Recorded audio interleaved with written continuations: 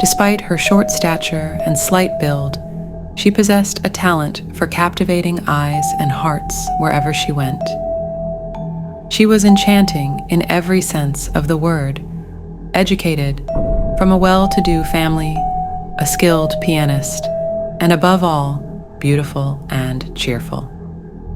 Who wouldn't fall in love with such a girl? This was Sarah Lockwood Pardee in her youth, before she became Mrs. Winchester, and later the mysterious, gloomy widow Winchester. Approaching her would inevitably send a cold shiver through your body. Between the cheerful young Sarah and the old, gloomy widow Winchester lies a long story that began in the town of New Haven, Connecticut. Mr. Pardee and his wife expected their beautiful daughter to marry a wealthy man and lead a luxurious life. Everyone who knew Sarah shared this belief due to her striking beauty and many qualities. Their hopes were realized when young William Winchester, heir to the wealthy Winchester family, proposed to her. The family's success and fortune were attributed to their new invention, the Winchester repeating rifle, which became immensely popular during the American Civil War and the battles waged by the Union Army against Native American tribes in the West.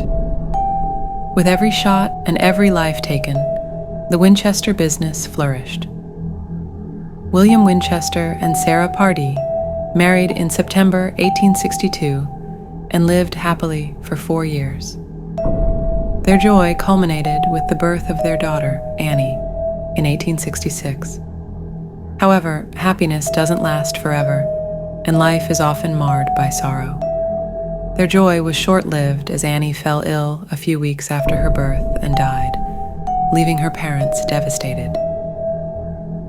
The loss was particularly hard on Sarah, who fell into a deep depression.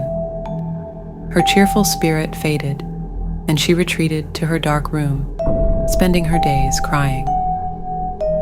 The darkness of the room seemed to seep into her, leaving her days devoid of meaning.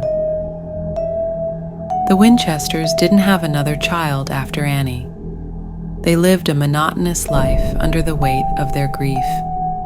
Time and forgetfulness are said to heal wounds, and after several years, Sarah began to regain some of her old spirit. However, this recovery was brief. Just as she started to heal, another tragedy struck. William contracted tuberculosis and died in the winter of 1880. With his death, Sarah, now known as the Widow Winchester, was plagued by a strange belief that her loved ones' deaths were not accidental. Seeking answers, she turned to a renowned spiritual medium. The grieving widow sat at a small wooden table in a dark room lit only by a faint candle. The silence was broken only by the medium's words, claiming to have summoned William's spirit. The medium described William's appearance and traits, convincing Sarah that her husband's spirit was indeed present. The medium, speaking as William, told Sarah that a curse was haunting the family, caused by the thousands of souls killed by Winchester rifles. These angry spirits had caused the deaths of William and Annie, and would also come for Sarah. To avoid this fate, Sarah was instructed to sell her belongings and travel west in search of a new home, which she would recognize with William's guidance. "You must start a new life," the medium whispered, then added, "William says you must build a large house for yourself and all the spirits killed by the terrible weapon. You must never stop building. If you continue, you will live. If you stop, you will die." Leaving the medium's house, Sarah was convinced that her husband's spirit had spoken through the medium. She sold her possessions and headed west to California.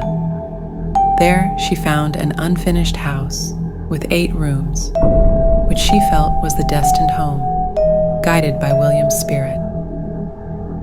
She bought the house and began a continuous building process that lasted decades. Sarah Winchester moved into the house with her servants, even before it was completed. Construction never ceased, with 22 carpenters working around the clock. Sarah provided daily instructions without any architectural plans, resulting in an ever-expanding and chaotic structure. Money was no obstacle, as her inheritance was vast. Day by day, the house grew, eventually reaching 7 stories high. Inside, it became a labyrinth, designed to confuse and trap.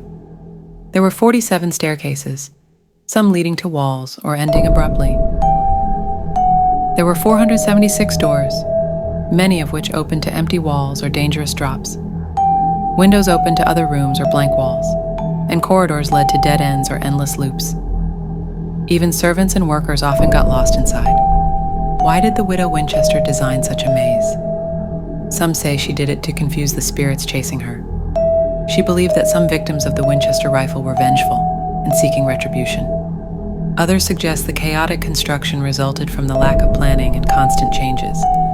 However, the deliberate inclusion of the number 13 in many features suggests a deeper purpose. All but one staircase had 13 steps, most windows had 13 pane, and there were 13 bathrooms, 13 fireplaces, 13 bedrooms, and 13 chandeliers. In 1906, an earthquake reduced the house's 7 stories to 4, but Sarah saw this as a sign of the spirit's displeasure and didn't repair the damage. Construction continued until September 4th, 1922, when Sarah died peacefully in her sleep at 83. Her will, consisting of 13 sections and 13 signatures, requested her burial next to her husband and daughter in New Haven. Most of her remaining wealth went to her niece, Frances Marriott, who managed her estate. Frances didn't want to keep the house and sold it at auction to investors for $5.5 million. It became a tourist attraction, and the first visitors arrived just 5 months after Sarah's death. The exact number of rooms remains debated due to the house's complexity, with the latest count at 160 rooms, though some doubt this figure. What drove Sarah Winchester to spend her fortune and life building such a house? Was it truly haunted by spirits? One recent book suggests Sarah withdrew from society due to aging and losing her beauty. However, most believe she genuinely feared the spirits.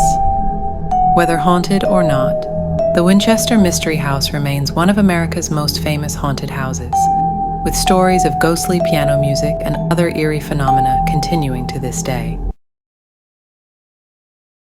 John Bell was a simple farmer, a pious and upright man who spent most of his life working hard to provide for his wife, Lucy, and their 4 children. His life's dream was to own his own farm, and to earn enough money to achieve this dream, John volunteered to work in the Army and served for several years under General Andrew Jackson, who would later become the 7th President of the United States.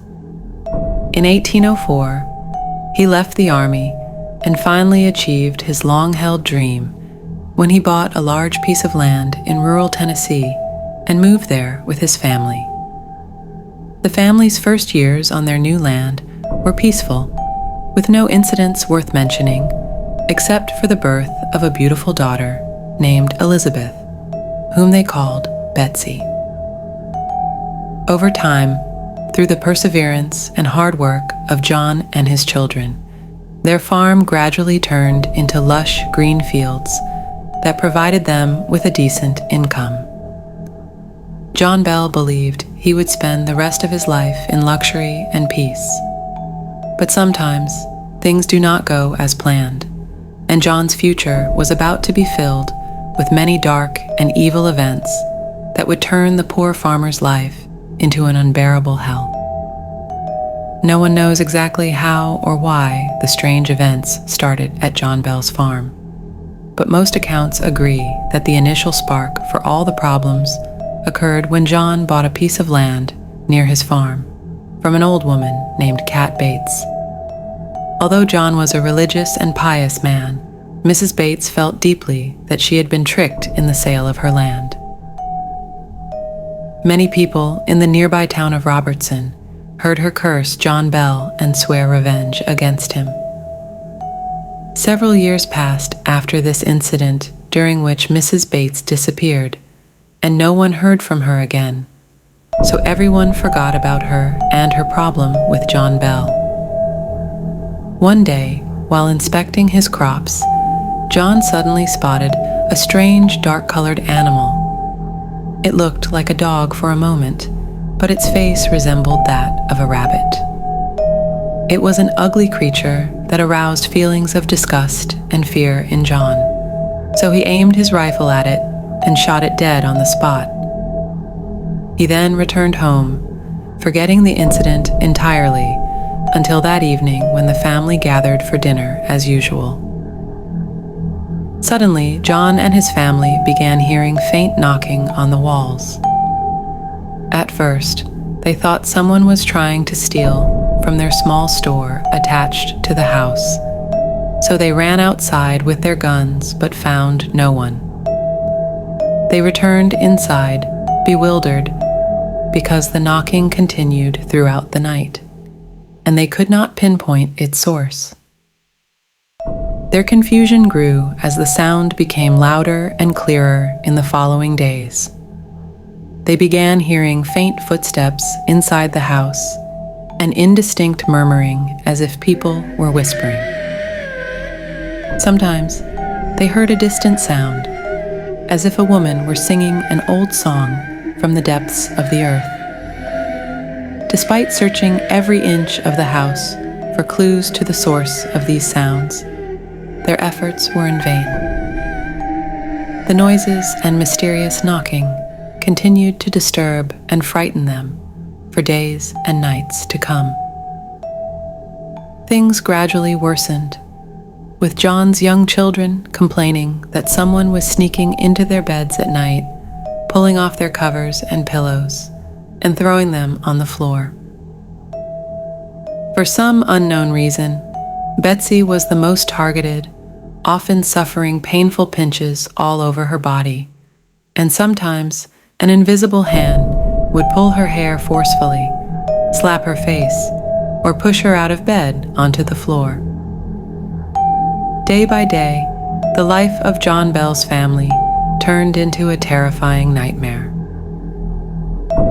Although poor John had asked his family not to mention the strange events to their friends and neighbors for fear of becoming a laughingstock, he eventually decided that he needed to seek help from some friends, or at least inform them about what was happening in his home. He went to his neighbor and friend James Johansson and told him in detail about all the strange events that had occurred in his home over the past days. At first, James didn't believe what he heard and thought John was joking.